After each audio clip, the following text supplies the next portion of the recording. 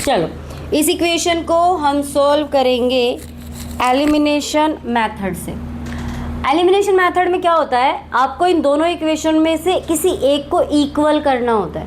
अब क्योंकि यहाँ पे फ्रैक्शन है, आपकी मर्जी है, आप फ्रैक्शन को फ्रैक्शन में ही इक्वल कर सकते हो, या फिर पहले आप इसका एलसीएम लेके इसको आप नॉर्मल फ्रैक्शन में बदलो, तब आप कर सकते हो।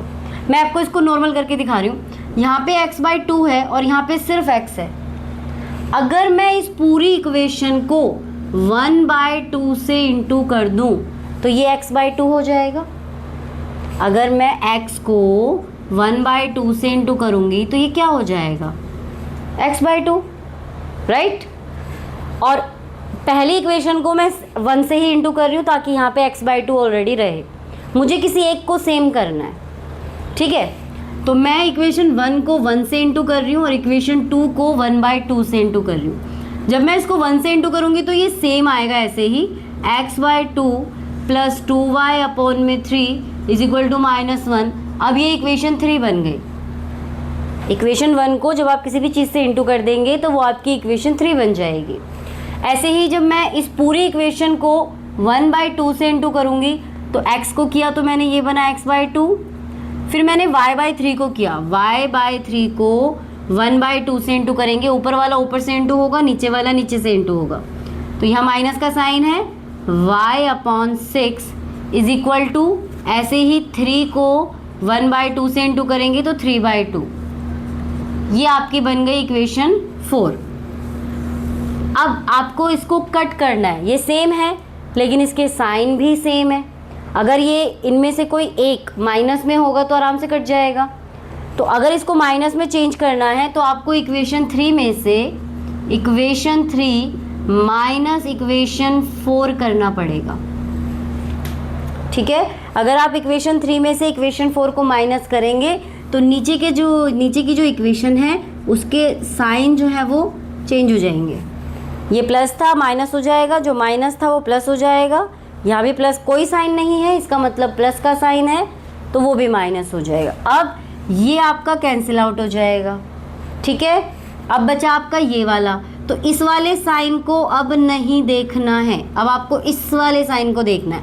प्लस प्लस प्लस होता है तो आप यहाँ लिखेंगे 2y/3 plus y/6 is equal to minus minus भी प्लस होता है, ठीक है। इधर आप इसका एलसीएम ले लीजिए, 6 आ गया, 3 2 6, 2 2 4, यहाँ पे y ही आ जाएगा। और इधर भी आप एलसीएम ले लीजिए, यहाँ 1 कर दो, -2 -3, तो ये हो गया आपका 5y/6 और -5/2, ठीक है। क्रॉस मल्टीप्लिकेशन कर दीजिए, 5 2 10y is equal to -30, y is equal to -30/10, तो मेरी y की वैल्यू आ गई -3।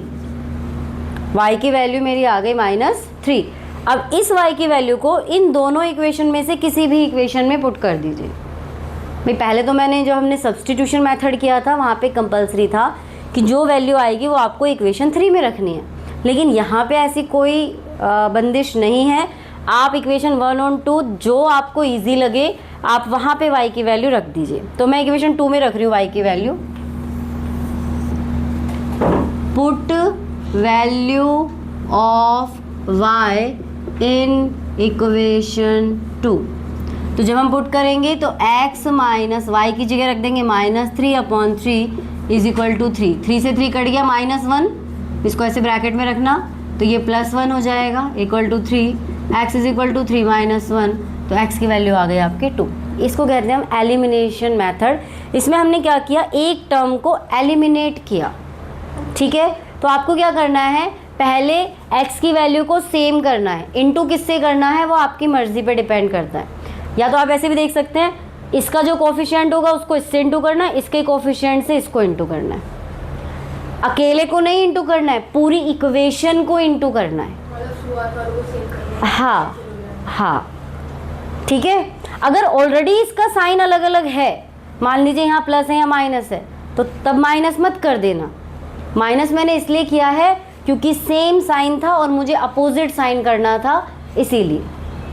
समझ गए? ज़्यादा कोई वो वाली बात तो नहीं है। तो इसका एक क्वेश्चन पहले इसका कर लो, फिर वो वर्ड प्रॉब्लम वाला करना, ठीक है।